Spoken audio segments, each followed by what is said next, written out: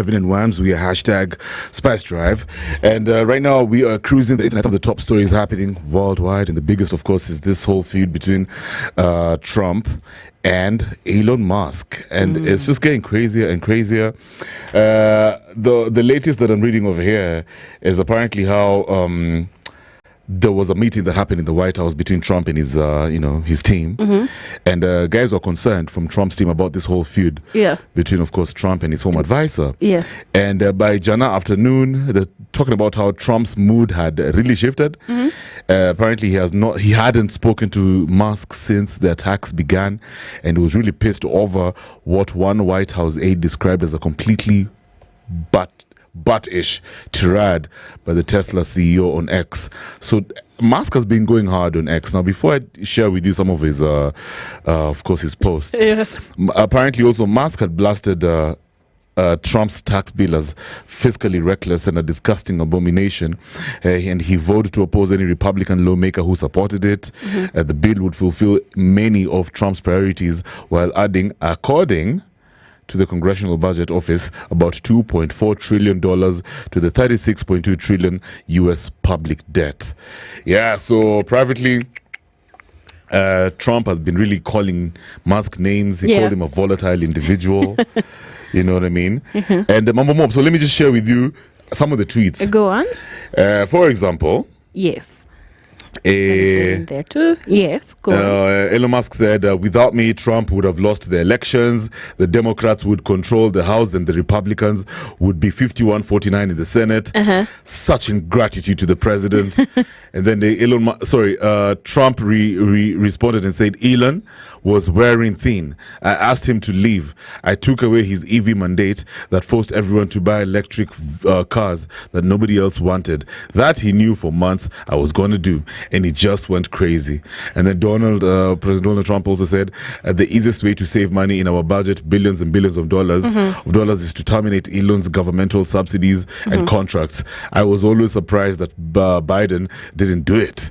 And then Elon Musk said, he responded and said, time to drop the really big bomb at real Donald Trump is in the Epstein files.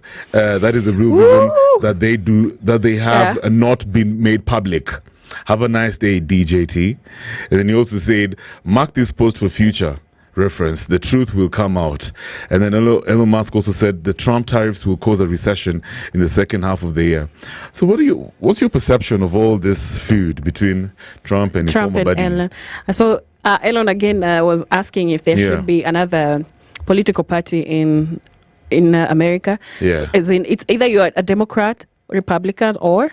Now that one is what he's... I would support that. They need another narrative. They need an alternative. I also checked it yesterday. They were talking in one of the American TV stations how apparently Trump, I don't know whether it's factual, was considering to deport Elon Musk. The same Elon he's really South African. He is South African. And I saw, this is even funny. I saw a tweet earlier where, for example, well, it was a drawing that mtu ananyongwa. That was Elon ananyongwa na the USA or Trump. And now South Africans were, a picture of South Africa taking pictures of it, just enjoying it. Considering what was happening. Yes, considering what was happening. Literally just a few weeks ago, there was. How ironic. Oh, Elon. There are exes that you don't want to break up with because they know too much. Even just friends. It's true. They know too much. Oh my God, they know so much. They know too much. You cannot afford to have them as an enemy. So let me tell you one thing. Just immediately Trump became president, there were people fueling all these rumors about how, Elon Musk is a co-president to Trump. He has access to too many files and power. Yes, there was that. Remember, he even had his son in the Oval. Man. I thought it was so strange. Why? What? But let me tell you one thing, Wams. We're smart people, and we can even bounce off whatever happened in Kenya. But I'll also sound kidogo historical. Since time immemorial, no king has ever wanted to have a co-king. No, none. No president wants to have a co-president. None. We saw whatever happened between our president, William Ruto, and the former president, Uhuru Kenyatta. Yes. They couldn't work together because one claimed that they were voted in together. Yet another one claimed, like, me, I'm the only one here. You're just a deputy. Wewe ni ukae kando, there can only be one Trump. One king. One king, one president. Trump. This one, in your Trump. You know what I mean? Like, it was bound to happen. Like, I don't know. 40. Okay, I want to say also 48 laws of power. Elon Musk was too comfortable in the White House, in the Oval Office. Yeah, like, kitchen yake too. Exactly. It was so casual. He was too casual with it, man. You know what I mean? Mm-hmm. And then, of course, also the Dems just didn't like him. Yeah, because I felt like he kind of looks down upon all these senators and guys in the cabinet. Yes.